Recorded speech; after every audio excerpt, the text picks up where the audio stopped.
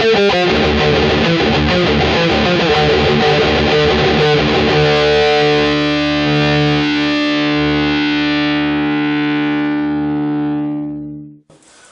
up, metalheads? I'm Irving. I'm Zach. I'm Ryan. Got a little bit of rock news for you, and we're going to talk about some great experiences that we had last week after we go to Rock USA. These guys were at Gigantor. They met somebody. Not going to say who.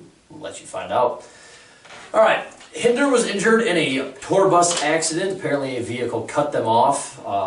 Which is some more bad news for them, seeing as their lead singer Austin Winkler went into rehab a few weeks ago. The Gigantor, which these guys were at, I don't know if they got to see a collaboration or not of the members on stage, but Dave Mustaine from Megadeth wants Jason Newsted to perform with him the Metallica song Metal Militia, which is apparently one of like 6 songs that Dave Mustaine wrote when he was briefly with Metallica. David Draymond went off on Rolling Stone magazine. They put the Boston Bomber on the cover. David, we're with you on that one. It's pretty shitty. You can, if you go to loudwire.com and read the article, it's a pretty profanity-laced tirade. Can't say I blame him on that one. I'm pretty pissed too. And then I just want to talk about Rock USA. I got to go there. I got to work it. Got to be backstage. I saw the picture of Anthrax. That I got to meet them. Scott Ian, Frank Bello, and John Donis from Shadows Fall. Didn't really get to talk to them, but seemed like swell guys. I got to do backstage greets with them, Buck Cherry, Chevelle, and the almighty Seven Dust, which some of you might remember. I asked if you had any questions for Seven Dust, because I was going to interview them. Never happened. Apparently, their manager chick, who was very hot by the way, never got back to my boss. We had something set up about 3 or 3:30 on that Friday, and she was going to call us back. Was going to be interviewing Lejean. Didn't happen. Kind of upsetting, but got to watch their whole set backstage. Got to meet the guys. Made sure I was the last person in line so I could talk to them for a little bit longer. Really cool. Seemed very down to earth. Asked everybody what their name was when they met him. So very polite guys. Very appreciative of the fans. And they were the heaviest fucking band that was there all week. I put on one of the best shows. Really blew a lot of people away. Chevelle was great. Got to interview, film the Queensryche interview. Got to kind of follow them down on the stage from their stage all the way to their dressing room. Tyler Torrey, the new lead singer, thanked us again for interviewing them. I was like, no, thank you, sir, for taking the time. Got to interview Great White while they were eating, which was interesting. Got to drive them around on golf carts. Like I said, watch a bunch of shit backstage. It was a hell of an experience. So if you're going into the media, try as hard as you can to not be starstruck by people that you see. And one piece of advice before I head it on over to Zach here. Somebody you like may turn out to be huge assholes. Avenged Sevenfold was that band. Just like to say, I told you so. We had some guitars for them to sign. One was a Fender guitar to get taken to a police auction. They wrote "fuck Fender" on it, and that was it. They signed the Yamaha guitar that we had for 93 Rock. They all signed it, but then they wrote "fuck Yamaha" on it. They didn't want to do a meet and greet. We're the latest band to go on stage as a headliner.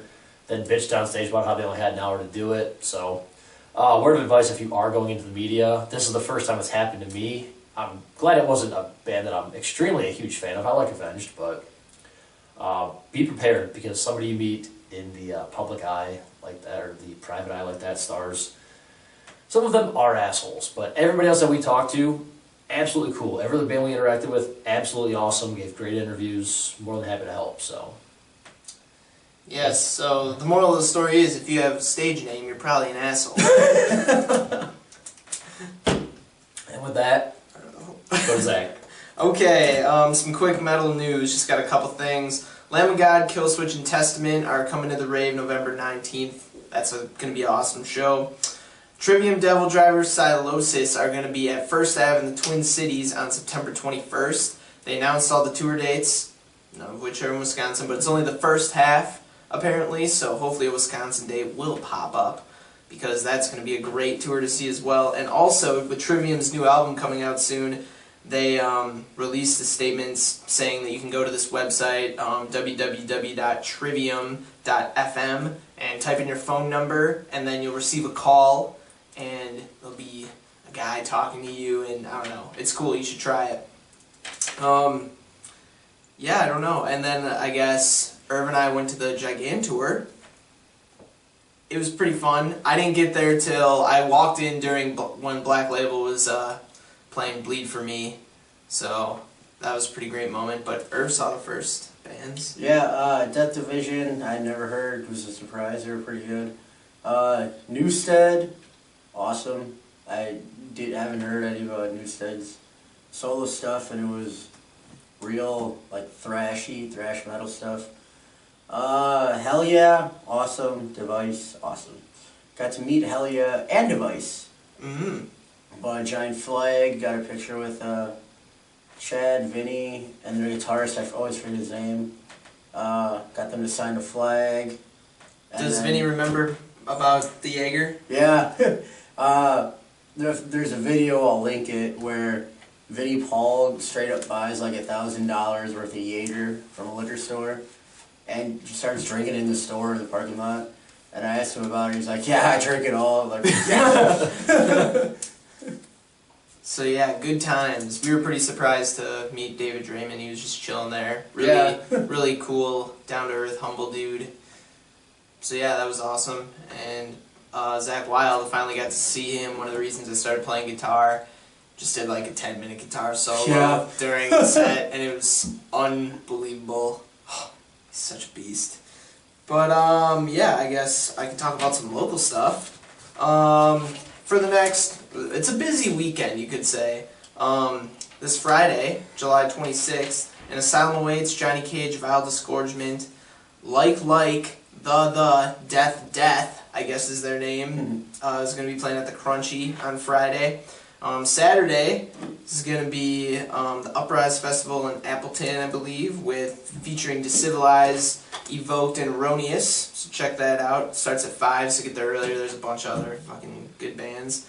And Sunday, 28th, I think this band, I like them on Facebook, but I don't know how to say their name. I don't know if that matters, but... Oh yeah, Elegian?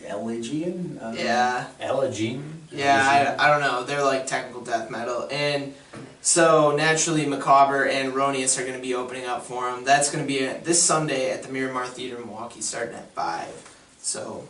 Speaking of local bands, we saw a couple of local bands T-shirts down in Milwaukee. Oh yeah, Machine Guns and Macabre. Yeah, it's kind of funny. And Lazarus AD. Yeah. But they're more from like down there and way bigger. So, Irv, want to talk about some new music? Just released. Dan and Mike from Disturbed's side project, Fight or Flight. Phil Anselmo and the Illegals. Singles that just came out, Avenged Sevenfold, Exhumed, and Carcass. Videos, Limp Bizkit's terrible video. And then coming soon, albums, we got Five Finger Death Punch, Newstead, or Five Finger on the 30th of July, Newstead, August 6th.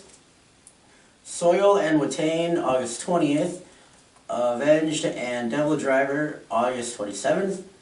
Guar, the 17th of September. Black Label Society coming out with a live DVD titled Unblackened, September 24th. Scar the Martyr, which is Joey Jordison's side project, which is a self-titled album coming out October 1st. And Alter Bridge with Fortress, October 8th. And for upcoming shows...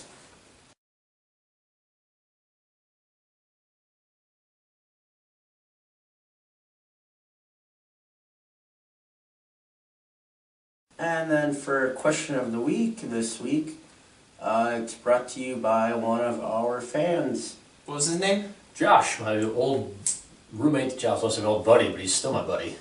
Josh. He asked us how we felt about bands if their lead singer passes away, if they decide to keep the name, how we feel about it. Wait, was that exactly if the singer dies? Yeah. Yeah. Oh, never mind. For me, I'm cool with it, as long as, you know, they kind of have, maybe if they have the blessing of the lead singer, if they had a great relationship. Like Alice in Chains, you know, had a lot of support from a lot of people to continue the name. And it helps that they kept the name, because with William Duvall, they've still had that great Alice in Chains sound. Doesn't sound exactly like Lena, obviously, because it's too difficult to do. But they've created great music still, and I think that's a big key, is if they're still creating very good music, that I'm fine with them keeping the name. If they go out and they get somebody who sucks, then it's a little dicey. But, you know, Drowning Pool did it. I liked Ryan McCombs. Jason Moreno, the new guy who's there now, I like his voice. So I think, you know, those are two bands right there. Obviously, AC/DC has filled in admirably. You know, I'm trying to think if there's any other bands off my head. Well, I mean, like Ozzy, Ozzy.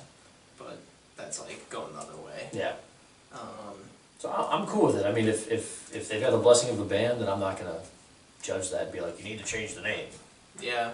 I mean, yeah, I was writing with the guy, as I think you were too, with Josh, not the guy, with Josh. And yeah, I don't know.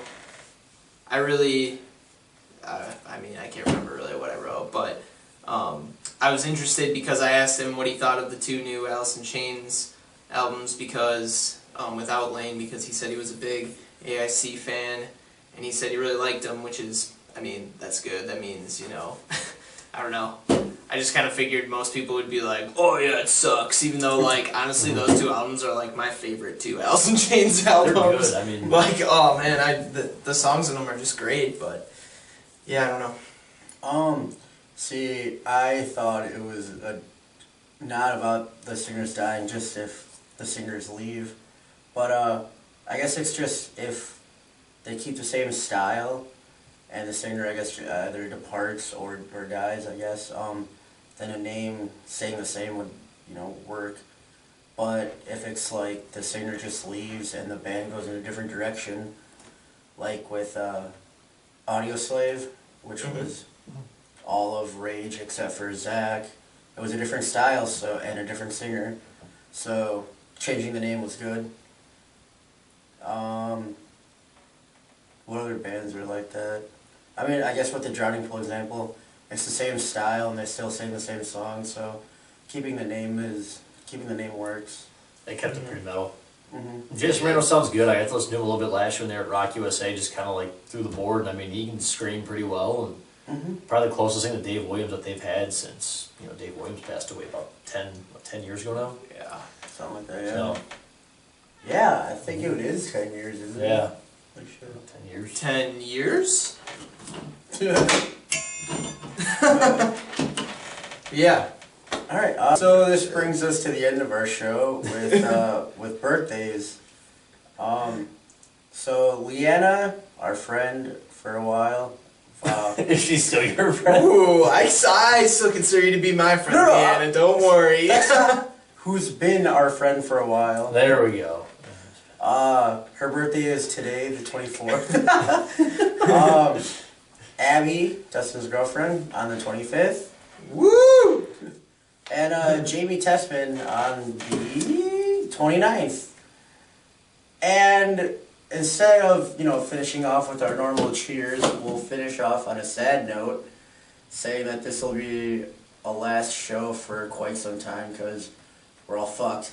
That's not it. That's not true. And going in different directions, Yeah. globally. I mean, we're gonna see what happens. Maybe, you know, I mean, there's probably not gonna be any more Green Bay's Metal Elite, but maybe we'll do something with a different name, or maybe just a different little concept. Maybe it won't be video. You know, maybe it'll be something different. I mean, still, you know, post your stuff on our Facebook page. Yeah, we'll still. You know, still interact with us on that. You know, I'm staying in I'm going to Ashwaubenon. These guys are heading down south for jobs. It's kind of needed. I mean, if you need jobs. I mean, We're going to Florida. We're moving to Miami. Right. you know, where the babes are everywhere. Yeah. But, yeah, so, I don't know, still post, yeah, like Ryan said, still post on our Facebook wall. There just probably won't be any more videos of GBME. I mean, we'll still post some stuff, I guess, maybe, it'd be fun. We'll still talk to you. I mean, Yeah. you can still talk to us. I mean, we're cool with that. But, thanks for the views and the 149 likes, I believe, we have on our Facebook. Yeah. And big shout out to Sean Smith for giving us a chance and, you know, giving us press passes and stuff and letting us do Interviews. that. Yeah, I mean that's great He's a great experience. guy. Great experience, especially for And the guys that he evoked for. Yeah. both of the guys talking to us. That was awesome. We still talk to Jaime quite a bit. Yeah. Yep. So. Yeah, and just Green Bay metal scene. It's getting there. It's getting there. We hope we helped it a little bit. I Yeah. hope we helped get some of your names out there, and if anything, you know, turned out to maybe a few more people that maybe came out to your guys' shows and liked what they had heard. So Yeah. we had fun. Yeah. Listening about metal and rock and all kinds of great music and other inappropriate things that we've said on this show. Yeah. Which have been a lot. That's true. A lot of dicks. Yep. And Well- other things. On that note, I guess I don't have a beer, but it's fine. I'll just use Use the symbol. Yeah. Nastrovia. Thanks a lot, everybody. Keep it metal, and just remember, Zoltan!